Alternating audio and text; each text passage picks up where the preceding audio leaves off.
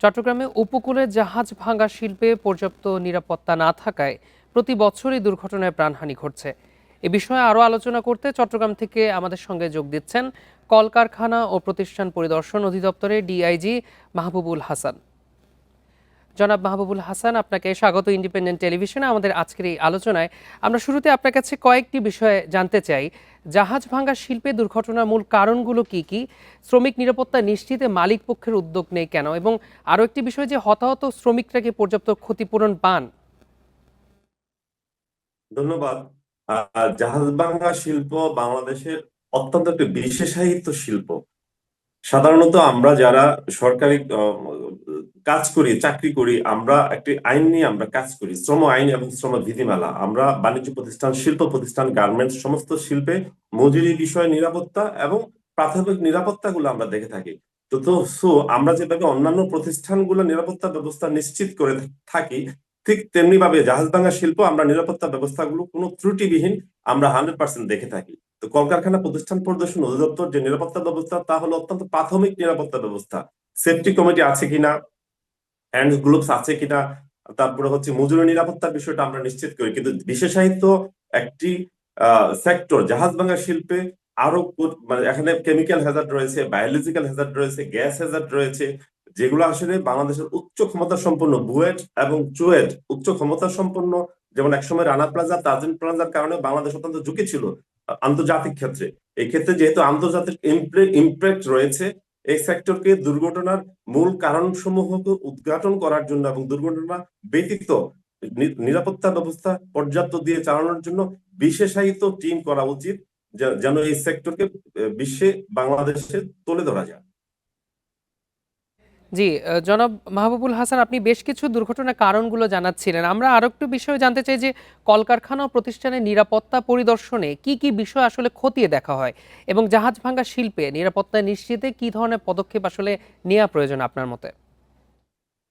ধন্যবাদ। কলকারখানা প্রতিষ্ঠান পরিদর্শন অধিদপ্তর মানে শ্রম আইন বিধিমালা অনুযায়ী আমাদের সেফটি মেজারটা অত্যন্ত নমিনাল। আমরা সাধারণত দেখে থাকি একটা প্রতিষ্ঠানের সেফটি কমিটি আছে কিনা এবং সেটা ফাংশনাল আছে কিনা, এবং হ্যান্ড গ্লোভস আছে কিনা, সেখানে মাস্ক আছে কিনা, মাস্ক পরে কিনা, ওয়েস্ট লিফট ক্রেন গুলো উপযুক্ত ব্যক্তি কর্তৃক পরীক্ষাকৃত আছে কিনা, তারপরে মানে ফায়ার সেফটি মেজারটা কেমন আছে।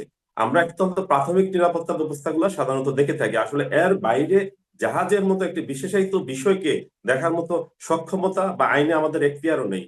এই ক্ষেত্রে অনেক বিশেষজ্ঞ বলে থাকেন যে এই বিষয়ে উপযুক্ত প্রশিক্ষণের দরকার, এবং যে সমস্ত শ্রমিকরা এসে থাকেন তাদেরকেও প্রপার প্রশিক্ষণ দিয়ে যদি কন্টিনিউ ডেভেলপ করা যায়, তাহলেই মানে নিরাপত্তা ব্যবস্থাটা সঠিকভাবে ডেভেলপমেন্ট হবে বলে আমি বিশ্বাস করি। জি, আমরা আরো একটি বিষয় দেখি যে বিভিন্ন মহলের অভিযোগ আইন কঠোরভাবে প্রয়োগ না হওয়ার কারণে শিপ ব্রেকিং ইয়ার্ডে ঘন ঘন দুর্ঘটনা ঘটছে। এই বিষয়ে আপনার মতামত কি? আইন গঠন হওয়ার বিষয়টা আমি আমার দায়িত্ব নিয়ে আমি বলতে পারি যে কলকারখানা প্রতিষ্ঠান পরিদর্শন অধিদপ্তর চট্টগ্রামের যে শিপ ইয়ার্ড গুলো ছিল 190টি একসময় ছিল, এখন শুধুমাত্র 30 বা প্লাস মাইনাস একটু হবে। এই বিষয়গুলোতে আমরা কঠোর নজরদারির ব্যবস্থা আমরা এনেছি, এবং আমাদের আইন অনুযায়ী প্রত্যেকটি গ্রিন শিপইয়ার্ডে সেফটি কমিটি রয়েছে, আমাদের কার্যক্রম রয়েছে, তদারকি রয়েছে, এবং প্রয়োজনে আমরা নিরাপত্তা ব্যবস্থা জোরদার করার জন্য আমরা মামলাও করে থাকি।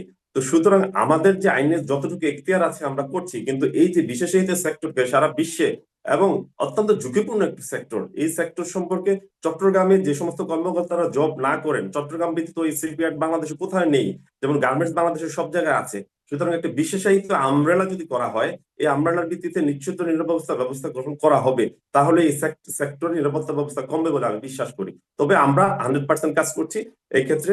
আমাদের ডকুমেন্টস প্রমাণ সবকিছু রয়েছে। আমাদের নিরাপত্তা ব্যবস্থা ভেরি নমিনাল। যা জাহাজ শিপ ব্রেকিং এর ক্ষেত্রে মানে হ্যান্ড গ্লোভস, অন্যান্য নিরাপত্তা এগুলো সাধারণত আমরা দিয়ে থাকি। অনেক ক্ষেত্রে শ্রমিকরা সেটা ইউজ করে না। আর হতাহতের বিষয়টা যদি বলতে চাই, আমাদের মূল কাজ মেইন স্ট্রিম বাংলাদেশের কোন ডিপার্টমেন্ট যে কাজগুলো করে না, সেটা হলো মজুরি ব্যবস্থার নিরাপত্তা। যে মজুরি পেয়েছে কিনা, কম্পেনসেশন পেয়েছে কিনা, সার্ভিস বেনিফিট পেয়েছে কিনা, নিয়োগপত্র পেয়েছে কিনা, এগুলো শুধুমাত্র বাংলাদেশে একটা ডিপার্টমেন্ট করে থাকে, শ্রম আইন অনুযায়ী। এই ব্যবস্থাটা আমরা নিশ্চিদ্রভাবে আমরা করে যাচ্ছি আমাদের আইন অনুযায়ী। এবং যে 10 জন শ্রমিক ইতিমধ্যে মারা গিয়েছে, গতকালকে একজন, আমরা তাদেরকে শ্রম আইনের তফসিল 5 অনুযায়ী 2 লক্ষ টাকা ক্ষতিপূরণ সহ, বাংলাদেশ শ্রম আইনের ধারা 19 অনুযায়ী মৃত্যু ক্ষতিপূরণ সহ সবকিছু আমরা 100% নিশ্চিত করব। এই এই এই লক্ষ্যে আমরা কাজ করছি। জি, জনাব মাহবুবুল হাসান, আপনাকে অসংখ্য ধন্যবাদ আমাদের সঙ্গে যুক্ত হওয়ার জন্য।